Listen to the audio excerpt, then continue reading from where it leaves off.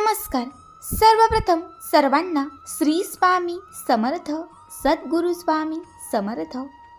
तुम्हा सर्वांचे आपल्या आम्ही स्वामींचे दास या स्वामीमय चॅनलमध्ये मनापासून स्वागत आहे. स्वामी तुम्हा सर्वांच्या सर्व इच्छा पूर्ण करोत एवढीच स्वामींच्या चरणी प्रार्थना करते आणि आपल्या आजच्या या नवीन आणि सुंदर व्हिडिओला पुन्हा एकदा नव्याने सुरुवात करते. भक्तांनो, आज मी तुम्हाला स्वामी सेवेतील सर्वात चित्तथरारक, प्रत्येकाच्या डोळ्यात पाणी आणणारा, प्रत्येक स्वामी भक्ताच्या अंगावर शहारे उमटवणारा एक अत्यंत दिव्य अनुभव सांगणार आहे. खरं तर हा अनुभव आहे पंचवटीतील स्वामी सेवेकरिताई सौ प्रज्ञा लाटे या ताईंचा.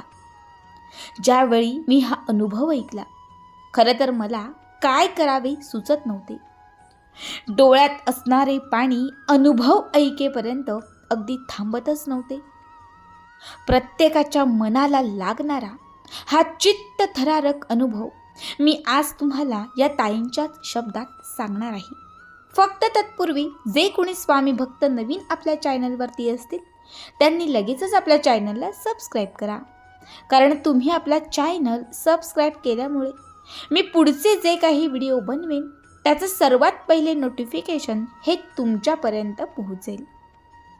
तर सुरुवात करूयात आपण आजच्या या नवीन आणि सुंदर अनुभवास. पुढील संपूर्ण अनुभव हा या ताईंच्याच शब्दात. ताई म्हणतात, सर्वप्रथम सर्वांना श्री स्वामी समर्थ, जय जय स्वामी समर्थ. नमस्कार, मी सौ प्रज्ञा आणि मी पंचवटीमधून आहे. आज मी तुम्हाला माझ्या आयुष्यात घडलेली ही सत्य घटना सांगत आहे. खरं तर मी स्वामी मार्गात 8 वर्षांपासून आहे. मागील 8 वर्षांपासून मी स्वामींची मनोमन भक्त करत आहे. माझ्या एका मैत्रिणीच्या थ्रू, म्हणजे माझी मैत्रीण या सेवेत होती आणि तिच्यामुळे मी या सेवेत आली. खरं तर असंख्य वेळा मला स्वामींची छोटी मोठी प्रचिती येऊन गेली. बऱ्याच वेळा स्वामींनी मला योग्य वाटा दाखवल्या. बऱ्याच वेळा स्वामींनी अनेक दुःखातून मला तारले. खरं तर खूप कठीण प्रसंग, खूप दुःख, अपघात, संकट असं माझ्या आयुष्यात खूप नव्हतं. जे मी बऱ्याच वेळा लोकांच्या आयुष्यात बघते तसं माझं आयुष्य हे नेहमी सुखाचं होतं. माझं कर्मांवरती खूप विश्वास होता आणि मी घरातही नेहमी माझ्या मुलांना सांगायचे, कर्म चांगले ठेवा, देव आपल्याला काहीच कमी पडून देणार नाही. आणि माझ्या घरातील कुणीच माझ्या शब्दाबाहेर नव्हते. असे सगळे छान दिवस चालले होते. मला 2 मुलं, मुलगी मोठी तर मुलगा लहान. मुलगा हा ग्रॅज्युएशन करत होता. मुलीचं हॉटेल मॅनेजमेंट पूर्ण झालं होतं. त्याचवेळी माझ्या मुलीला एक चांगलं स्थळ आलं. तिलाही जसा हवा तसा मुलगा मिळाला होता. मग आम्ही तिच्या लग्नाचं फिक्स केलं. खरं तर मागील 2 वर्ष आम्ही तिच्यासाठी योग्य मुलगा शोधत होतो. मात्र आमच्या मनासारखं कुठेच होत नव्हतं. मग मी स्वामींना निवेदन ठेवलं आणि नंतर मी गुरुवारचं व्रत सुरू केलं. त्यातील 4थ्या गुरुवारी हे स्थळ आलं.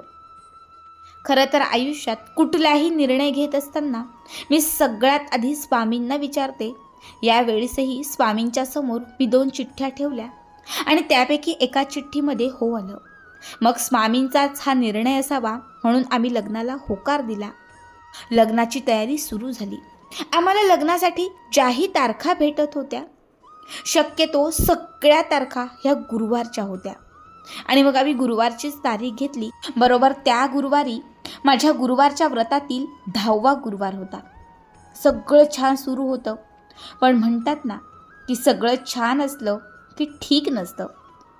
तसंच मनात कुठेतरी भीती होतीच. आम्हाला कुणाची नजर नको लागायला. लग्नाची सगळी तयारी सुरू झाली. शॉपिंग, पत्रिका सगळं लोकांना देऊन झालं. बघता बघता साखरपुडाही झाला. मग लग्नाचा दिवस आला. त्या दिवशी मात्र आमच्या आयुष्यात एक खूप मोठं वादळ आलं. पुढे मी जी घटना सांगणार आहे कदाचित तुम्हाला खोटी वाटेल, मात्र माझ्या आयुष्यात घडलेली ही सत्य घटना आहे. त्या दिवशी माझ्या मुलीचा विवाह होता. सकाळचे जे विधी असतात ते सगळे पार पाडले.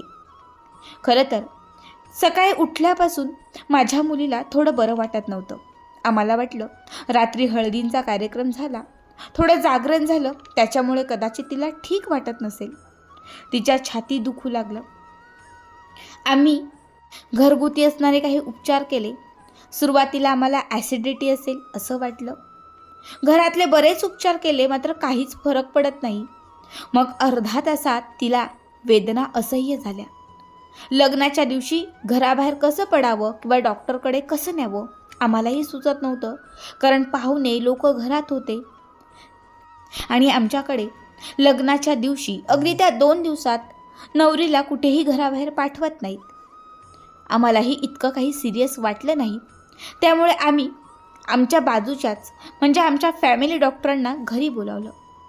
डॉक्टरांनी तिला चेक केलं, IV लावली. त्यानंतर त्यांनी काही मेडिसिन दिले आणि त्यानंतर डॉक्टर निघून गेले. मात्र काही तासांत आमच्या मुलीला बरं वाटण्याऐवजी तिला बोलणंही अशक्य झालं. तिचे डोळे अंधुक झाले, हातपाय पूर्ण थंड झाले. आता आम्हालाही काय करावे सुचेना. मी तिला बघून फक्त रडत होती, स्वामींचा धावा करत होती आणि तितक्यातच माझ्या मुलीचे अगदी श्वास थांबले. डॉक्टरांना पुन्हा बोलावले, पण त्यांनी तिची नाडी बंद झाल्याचे सांगितले. आणि मग आमच्या घरातील प्रत्येकाने हंबरडा फोडला. मुलगी गेल्याचे कळताच आमच्या पायाखालची जमीन सरकली. स्वामी, गुरुवारचा दिवस होता. आज माझ्या मुलीचं स्वप्न पूर्ण होणार होतं, मात्र हे काय झाले? मी या सगळ्या गोष्टीत स्वामींना दोष देऊ लागले. मी रागात स्वामींची मूर्ती अगदी जोरात जमिनीवरही आपटली. स्वामींना नको नको ते मी बोलू लागले. तुम्ही दगड आहात, दगड. फक्त तुम्ही हे केलं, तुमच्यामुळे हे झालं. कारण जर तुम्ही खरंच असता, तुम्ही सत्य असता, तर तुम्ही माझ्या मुलीला वाचवलं असतं. आमच्या घरावरील हे संकट तुम्ही टाळलं असतं. म्हणून मी स्वामींना खूप बोलली. त्या क्षणी मी स्वामींच्या शक्तीवर अविश्वास दाखवू लागली. मी स्वामींना म्हटलं, तुमची शक्ती जर खरंच असेल तर तुम्ही आज काहीतरी कराल. तुम्ही आज काहीतरी चमत्कार घडवाल. तुम्ही जर देव असाल तर माझ्या गेलेल्या मुलीला तुम्ही जिवंत कराल. असं बोलून मी माझं डोकं स्वामींसमोर आपटत होते. लग्नाच्या दिवशी हे घडलं आणि बघणाऱ्यांची गर्दी वाढली. एव्हाना वऱ्हाड अर्ध्या रस्त्यात आलं होतं. अर्ध्या रस्त्यात आलेल्या वऱ्हाडाला पुन्हा परत पाठवलं. आता सगळं संपलं होतं. मात्र त्या 15 मिनिटात जी गर्दी झाली होती त्यातून एक माणूस जो 40 ते 45 वयाचा असेल, अगदी उंच, मोठे मोठे हात, मोठे पाय. खरं तर आमच्या नात्यातील तो नव्हता, मात्र तो मुलाकडचा किंवा कुणीतरी पाहुणा असावा असं आम्हाला वाटलं. त्याने माझ्या मुलीला हात लावला आणि माझ्या मुलीच्या हातांची हालचाल झाली. ताई म्हणतात, तुम्हाला सांगतानाही मला रडू येत आहे, पण माझ्या आयुष्यातील ही सत्य घटना आहे. माझ्या मुलीच्या हातांची हालचाल झाली. मग त्यांनीच आम्हाला हिला हॉस्पिटलमध्ये इमर्जन्सीने असं सांगितलं आणि मग आम्ही तिला आमच्याच गाडीमध्ये डॉक्टरांना सोबत घेऊन आम्ही तिला हॉस्पिटलला घेऊन गेलो. डॉक्टरांनी तिला इमर्जन्सी वॉर्डमध्ये नेलं. अजून 5 मिनिटं उशीर केला असता तर केस फसली असती असंही त्यांनी सांगितलं. डॉक्टरांनी संपूर्ण आशा ही सोडलीच होती. मी डॉक्टरांना घडलेला सगळा प्रकार सांगितला. तिची नाडी बंद झाली होती, श्वासही थांबले होते. मात्र अचानक तिच्या हातांची हालचाल झाली आणि आम्ही तिला घेऊन आलो. डॉक्टर म्हणाले, हा दैवी चमत्कार आहे, आता देवावर सोडा. त्यांनी इथपर्यंत आणलंय तर तो काहीतरी करणार. आम्ही आमचे पूर्ण प्रयत्न करतो. डॉक्टर प्रयत्न करत होते, मात्र प्रयत्नांना यश येत नव्हते. त्याचवेळी आम्हाला जाणवलं, अगदी आम्हाला कळून चुकलं की लग्नाच्या काहीच दिवस अगोदर माझ्या मुलीला बाहेरील बाधा लागली होती आणि त्यामुळे ही घटना घडली. खूप जवळच्या व्यक्तीने आम्हाला फसवलं होतं. मग आम्ही सगळे त्यावरील उपाय केले, दिवसाचा रात्र आणि रात्रीचा दिवस करून स्वामींचा जप केला आणि शेवटी 24 दिवसांत माझी मुलगी ही थोडी बरी झाली. मग डॉक्टरांच्या प्रयत्नांना यश आले आणि 1.25 महिन्यानंतर आम्ही आमच्या मुलीला घेऊन घरी गेलो. त्या दिवशी गुरुवार होता. फक्त स्वामींमुळे माझ्या मुलीचा पुनर्जन्म झाला होता. खरं तर सर्व संपले होते. डॉक्टरही म्हणाले तिचे आयुष्य हे संपले होते, पण तुमच्या देवाने तिला वाचवले. पुढच्या 6 महिन्यात त्याच ठिकाणी अत्यंत साध्या पद्धतीत आम्ही आमच्या मुलीचे लग्न करून दिले.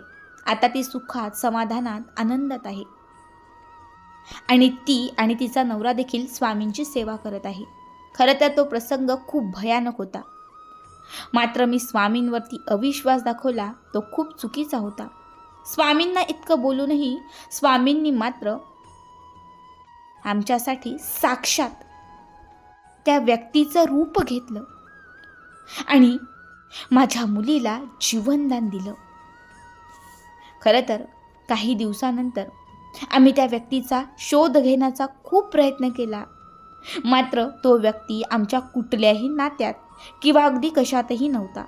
तेव्हा आम्हाला कळून चुकले की आपल्या मुलीसाठी स्वामी साक्षात रूपी तिथे आले, कारण त्यानेच हात लावल्यानंतर आमच्या मुलीचे गेलेले प्राण हे परत आले. त्यानंतर आम्ही आमच्याच घराजवळ एका स्वामी मठाची निर्मिती केली आहे आणि दिवसरात्र आम्ही स्वामींची सेवा करत आहे. खरंच ते म्हणतात ना, अज्ञेविना काळ ना नेही त्याला, परलोकीही ना भीती तयाला. उगाची भीतोसी भय हे पळू दे, जवळी उभी स्वामी शक्ती कळू दे. या वाक्याची त्यावेळी आम्हाला पुरेपूर प्रचिती आली. स्वामी कुठे फेडू तुमचे हे ऋण मी, स्वामी कसे मानू तुमचे आभार मी. स्वामी 7 जन्म कमी पडतील तुमची सेवा करायला आणि आयुष्य माझं संपेल तुमच्या सेवेत राहायला. भक्त हो, या ताईंचा अनुभव खरंच खूप चित्तथरारक होता. आज तुम्हाला सांगताना माझ्याही डोळ्यात नकळत पाणी आले. तुम्हाला आजचा हा अनुभव कसा वाटला नक्कीच कमेंट करा आणि असेच पुढचे व्हिडिओ पाहण्यासाठी चॅनलला सबस्क्राईब करा. श्री स्वामी समर्थ. जय जय स्वामी समर्थ. स्वामींची सेवा करत राहा, स्वामी सेवेचा प्रसार करत राहा, कारण फक्त स्वामी आणि स्वामीच आहेत जे साक्षात रूपी आपल्या सोबत आहेत.